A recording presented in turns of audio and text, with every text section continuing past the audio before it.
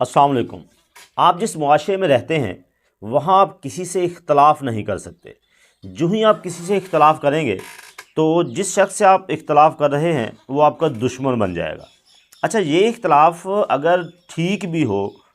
بالکل درست ہو، اور آپ جس موقف پہ ہیں وہ اگلے کے موقف کے مقابلے میں نہ صرف مضبوط ہو بلکہ درست بھی ہو، پھر بھی وہ آپ کا دشمن بن جائے گا۔ دوسرا پہلو جو یہاں میں ذکر کرنا مناسب سمجھوں گا کہ ہمارے ہاں دنیاوی تعلیم کے حصول کے لیے جس قدر کوشش کی جاتی ہے، اور جس طرح دنیاوی تعلیم کے لیے ہمیں ایک پلیٹ فارم کے انتخاب میں بہت سوچ سمجھ کے فیصلہ کرنا پڑتا ہے۔ ہم کسی بھی پلیٹ فارم کا انتخاب کریں گے تو اس میں ہمیں دیکھنا پڑے گا کہ کیا یہ پلیٹ فارم ہمیں دنیاوی تعلیم بہتر دے سکتا ہے۔ جس کی مثال یہ ہے کہ ہمارے بہت سارے گاؤں کے جو فیملیز ہیں، جو خاص طور پہ پڑھے لکھے لوگ ہیں، وہ اپنے بچوں کو گورنمنٹ اسکولوں میں بھیجنا پسند نہیں کرتے۔ مثال کے طور پہ ہمارے گاؤں میں بچے اسکول پڑھنے نہیں جاتے،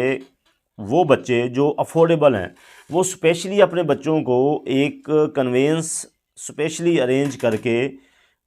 سٹی میں بھیجتے ہیں، شہر میں بھیجتے ہیں، وہاں بچے تعلیم حاصل کرنے کے لیے جاتے ہیں۔ وہاں اسکول کی فیس مثال کے طور پہ اگر 3000 روپیز ہے، 3 سے 4000 روپے فیس ہے اسکول کی، اور 5 سے 6000 روپے وہ گاڑی والا لیتا ہے جو آپ کے بچوں کو گھر سے لے کے اسکول جائے گا اور اسکول سے لے کے گھر میں آئے گا، اور ڈیلی آپ اس کو کچھ نہ کچھ پیسے بھی دیتے ہیں، وہاں خرچ کرے گا۔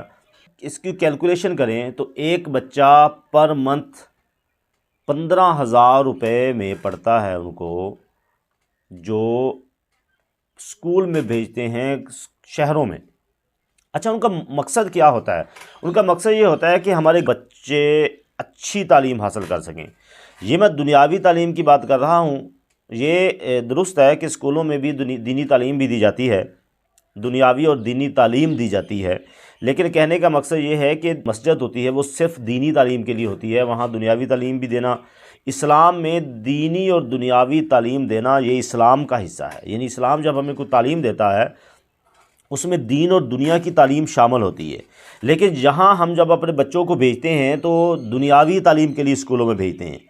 مسجدوں میں ہمیں دینی تعلیم کے حصول کے لیے بچوں کو بھیجنا پڑتا ہے۔ لیکن ہمارا انتخاب شہروں میں اس لیے ہے کہ وہاں اچھا سٹاف ہے، اچھے پڑھے لکھے لوگ ہیں، دنیاوی تعلیم کو بہتر جانتے ہیں، ہمارے بچوں تک صحیح ٹرانسفر کر لیں گے۔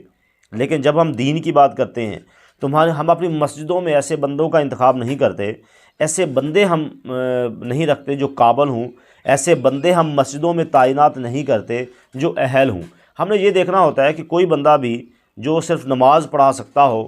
اس کو دین کا بنیادی علم ہو یا نہیں ہو، وہ دین کے بنیادی سارے جو فرائض ہیں، جو واجبات ہیں، اس سے بے شک لا علمی کا اظہار کر رہا ہو، اسے دینی تعلیم کے بارے میں بہت زیادہ پتہ نہ بھی ہو، تو اس کو صرف نماز پڑھانا آتی ہو، اس کو وہاں تعینات کر دیتے ہیں جہاں سے اس تعلیم کا آغاز ہونا ہے جو ہمیں دنیا میں بھی کام آنی ہے اور آخرت میں بھی کام آنی ہے۔ یہ دنیاوی زندگی جو ہوتی ہے نا، وہ عارضی طور پہ ہے، 70 سال 80 سال 100 سال کو رہے گا اس میں، پھر چلا جائے گا۔ وہ زندگی جو کبھی ختم ہی نہیں ہونی، اس کی تیاری کے لیے ہم نے جس ٹیچر کا انتخاب کیا ہوا ہوتا ہے، وہ انتہائی نااہل ٹیچر بھی ہو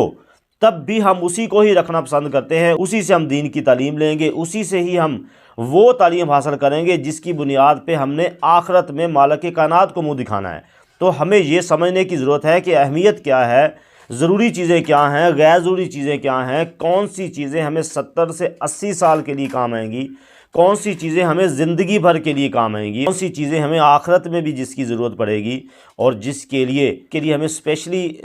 سوچنا ہے کہ ہم نے کون سی تعلیم بہتر حاصل کریں، اور کس کے لیے ہمیں اچھے ٹیچرز کی ضرورت ہے، دنیاوی یا دینی۔ دنیاوی تعلیم میں یہ نہیں کہہ رہا کہ تعلیم کے لیے کسی برے ٹیچر کا انتخاب کر لیں، اس کے لیے اگر آپ کوالیفائڈ ٹیچر دیکھنا چاہتے ہیں تو خدا را دین کے حصول کے لیے بھی کوالیفائڈ بندوں کا انتخاب کریں، دین کی تعلیم بھی ایسے لوگوں سے حاصل کریں جو پروفیشنل نہیں ہوں بلکہ پراپر دین کا علم رکھتے ہوں، تاکہ وہ اپنی ہماری آنے والی نسلوں تک اس دین کی تعلیم کو ٹرانسفر کر سکیں، دین کی تعلیم کو پہنچا سکیں۔ ایسا نہ ہو کہ ایک بندہ لا علم ہے تو وہ جن بچوں کو، جن بڑوں کو جو بھی دین کی تعلیم دے، مسائل سکھائے، وہ چونکہ وہ خود لا علم ہے، وہ مسائل غلط جانتا ہے، وہ آگے بھی اسی طرح ٹرانسفر کر دے گا، نتیجے کے طور پہ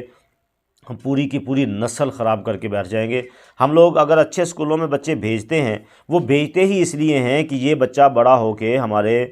ملک و قوم کی خدمت کرے گا، لیکن ہم نے یہ نہیں سوچنا کہ ہمارے بچوں نے بڑے ہو کے مرنے کے بعد بھی آخرت کی زندگی میں کچھ اچھا کرنا ہے، آخرت کی زندگی میں انہوں نے اللہ کو راضی کرنا ہے۔ اس کے لیے ہمیں ان کی کوئی فکر نہیں ہے۔ ہم اہل اور نااہل کی فکر کیے بغیر،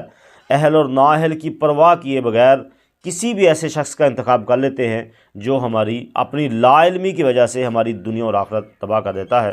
اللہ پاک عمل کی توفیق عطا فرمائے۔ السلام علیکم ورحمۃ اللہ وبرکاتہ۔